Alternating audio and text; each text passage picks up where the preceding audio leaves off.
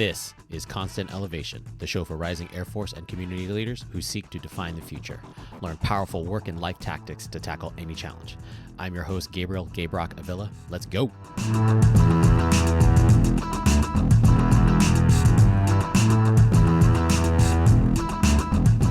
Welcome back, everybody. Gabrock back on the mic once again, starting a long telework stretch, right? So if you weren't tracking before, my family's returning back from Arizona this Saturday, and then I'm going to go into 2 weeks of self-quarantine because they're coming in from a red state.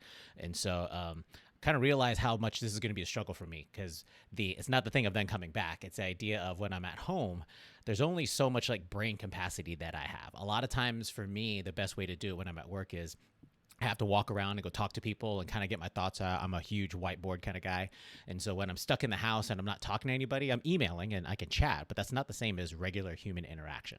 And so it makes it very, very difficult. Just for like right now, I was working on some projects and like my brain started to hurt. I'm like, I actually think I'm reaching the capacity that I can do by myself. And so I needed to take a break. So here, I came downstairs and decided to start getting after this week's episode. And really excited to talk about this subject. So we haven't seen Colonel Jason Lamb, so also known as Colonel Ned Stark. He posted an article in Air Force Times talking about his, some tenets that have withstood time over his 30-year career as he heads towards his retirement. So one of the tenets that he says, I want to make sure I look at it's difficult to overstate the importance of meaningful self-reflection. Self-reflection. And I think it's very, very easy right now to get caught up in the speed of just doing, and never really take time to just kind of be alone, be quiet with your thoughts and figure out what you really want to, what's important to you. What you want to stand for? What are your core values? And so that's what I want to talk about, my path and how I do my self-reflection. And a large part of that strategy is actually built on writing. So I just want to talk about writing. So kind of go into my personal kind of space as far as how I became a writer. So back in the year of our Lord, 1900 in the 90s, I'll say probably junior high, definitely going into high school, my first foray into writing was like any self-loathing teenager, maybe not any of them. There's probably a lot of people, but I'm going to admit this to you right now. It was writing poetry. If you can see this video, this is like my original poetry book that I had. I'm telling you, I was one of those teenagers all caught up in my emotions and just writing poetry for the sake of just trying to get my emotional thoughts out, right? As growing up as a teenager, there's a lot of stuff going on in my head. Was a certain portion of that trying to also write lovey-dovey poems and stuff to try and attract girls? Yes. Did it work? Yes, sort of. No, I was kidding. It worked, but it was a thing of the idea of just trying to get all my emotions in my head down to some paper. That way it just get out of my head. And then I can go back and look at some of the stuff that I wrote. And it's like, it just ended up becoming, I think it was my affection for hip hop. And so I never aspired to be an MC or anything like that. I just like the idea of rhyming things. So poetry is what I went after. And so that was my early stuff. And then through education, through college and through PME kind of things, you're forced to have to write papers, right? As you go through, SOS, tech school, especially it hit for me professionally anyway, when I went to Marine Corps Command and Staff College. Like I really started to, where I had nothing else to do but to just write papers. I kind of remembered how much I enjoyed doing that. And so writing papers, picking subjects that I was fond of, and just kind of challenging myself to make sure to kind of get your thoughts into something coherent, prove a position, do some research. I really enjoyed writing. And so that kind of, I would say it re-sparked that. Follow on after that, when I hit my second Squadron Command tour, I had to find an outlet for all the thoughts that I was doing. And so I've always had this idea of doing blogging, right? And so one of my first websites, Project Rise, it was really built on the idea of I challenged myself again. I'm like, I'm going to make this public website where I can just write down my thoughts on whatever I want. It could be leadership, could be fitness, it could be just things going on in my head. And it became just like any kind of blog. It's a web blog, and so it's like your weekly diary, if you want to call it that, as far as here are the thoughts that are going through my head and how I want to share them with the world. Some of that was the idea that my ideas that I wanted to share, I chose to write them down because I wanted to make sure if somebody else was interested in it, I could just repoint them back to my website and, hey, look, here's all my thoughts. so I don't have to repeat some of my words, and then we can have it just quickens the conversation. And so I was able to kind of capture a bunch of stuff, and it just ended up becoming a little more humorous and just kind of, I never took it super serious, but eventually I liked the challenge. And then that turned into I gave myself another challenge of like, I think I want to write a book. And so that's what I'm in the final stages of right now. I looked at some book covers last night, and really excited to release this book. It's going to be my take on as far as what Squadron Command is about and what a incoming Squadron Commander or anybody who's interested in leadership should be thinking about throughout the span of a Squadron Command tour. I really enjoy that level of the Air Force, right? And so it's just the best small team kind of thing that you can think. I mean, it goes smaller with flights and work centers, obviously, but like a squadron is one of those kind of things. That's what General Goldstein was always about, right? He believed in the power of the squadron, and so do I. And so it's the idea of continuing to just pay it forward and share some of my thoughts, and I'm really excited to get those things out there. So if you haven't already, you can sign up for my newsletter at constantelevation.co, and then you can keep track as far as, and I'll make it obviously an announcement here on the podcast as far as when the book's going to be available. But it's writing.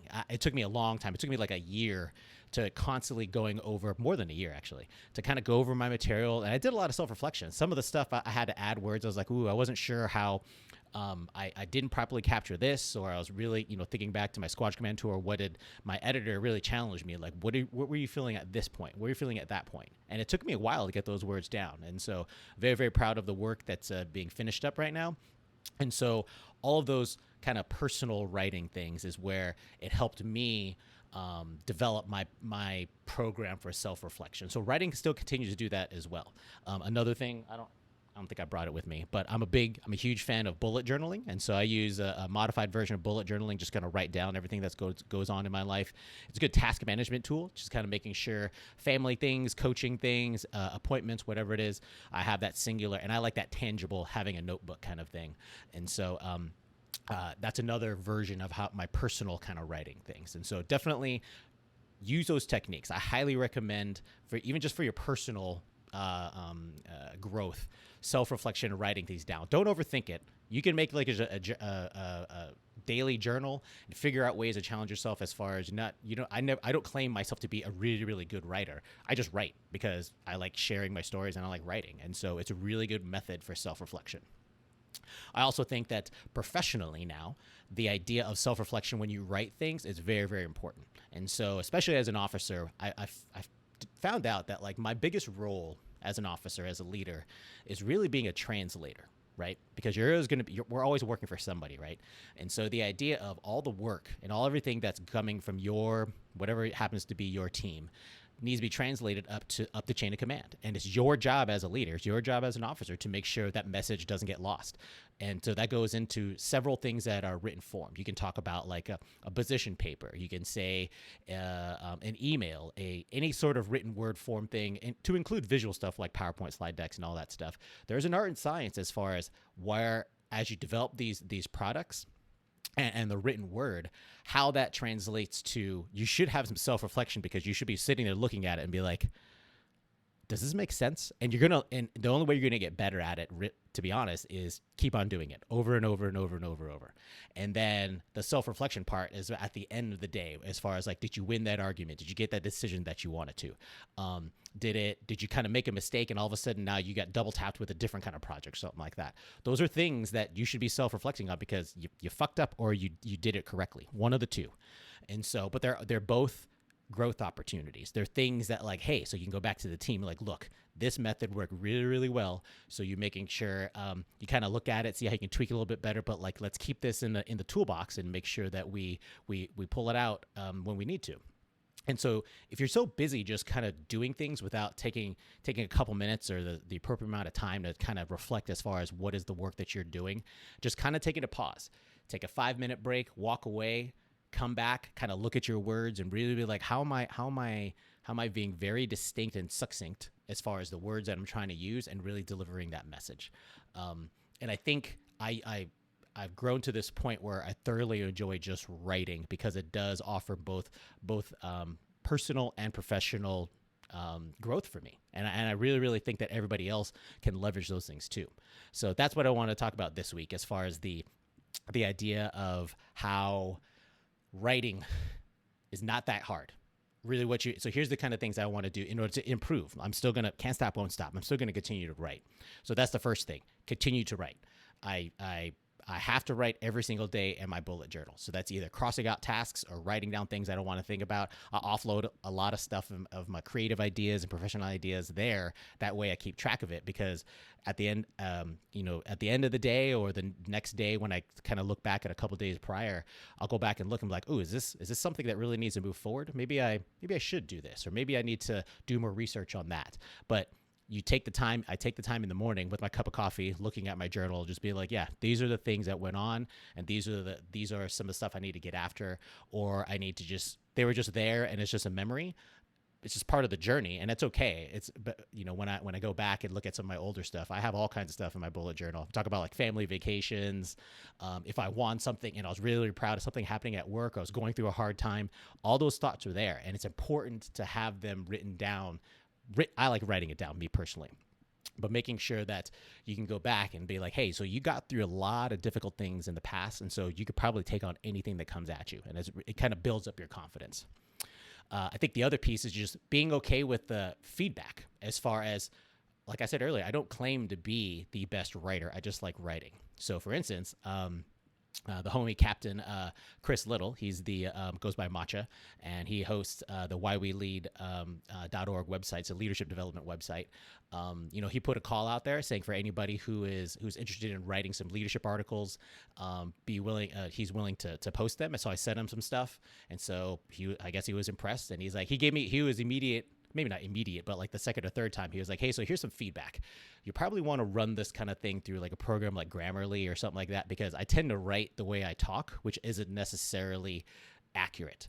And so as far as grammatically, I almost like grammarly, grammatically accurate. And so it was good feedback, and I know I need that help. And so I don't necessarily let that like get in the way of my creative process, because he wasn't trying to say that. He's just saying that you can sharpen these up a little bit, and you just kind of get it like anything else. You can get an app and help out with you with that aspect of your life. So I'm definitely appreciative of Matcha's inputs and the opportunity to get to share my thoughts on his written platform. And it's good. I took it as good constructive feedback, because and some of the stuff he's doing is really kind of kicking my ass, be like, dude, I need to keep on writing more. I enjoy doing the podcasting stuff, because this is definitely something else, that another, arrow in my quiver that I like as far as my creative process, but writing is still somewhere in there. And so as I finish up finalizing my book, I'm going to get back into trying to do more weekly blog writing and figure out how the written word is going to be a benefit to me. And then finally, it's just trying to finding the other resources out there as far as what can help sharpen up my writing. I think I might do one of those, I think it's like Squarespace or whatever it is, just creative writing kind of drills and stuff like that. I don't have to overthink it. I mean, I don't have to spend any money. I just go find something for free and just give myself a challenge to write. Maybe I'm going to challenge myself to write another book. If this book ends up being successful, or I get triggered in order to get inspired to write on another subject. And so I definitely believe that the leaders who are going to be leaders, leading themselves, leading their teams, do it both personally and professionally. I really think you're going to find the benefits of writing are going to really, really amp up your self-reflection game. And if you use it correctly, I think you will grow. I honestly think that if you spend the time and really put the effort into it and making consistent, that's probably the biggest thing. Consistently write. You're not going to it's going to feel awkward. You're going to be like, oh, I got to put something in there. I look forward to it now. I look forward to it, and I like the challenge of writing down my thoughts. You can say that it's one of the only avenues that you have to create a legacy. Obviously, in these times, you can make videos, you can make songs, whatever it is, but like that your words, that handwritten kind of thing, or even you tape it to your own memoirs, something like that. Those are powerful things. And I really think that your friends and family, and there's going to be lots of people who would be interested in hearing your stories, and they're going to be inspired to be even better after reading that kind of material. So really, really think self-writing is a key ingredient to self-reflection. So I think that's going to end this week's episode. I'm going to go back. I may or may not go back upstairs and go back to work. I probably will. I'm kind of going to take Sally for a walk and then try and clean the house as quickly as possible before the wifey gets home. So we'll talk to you. Thanks again for listening this week, and we'll talk to everybody next week. Peace.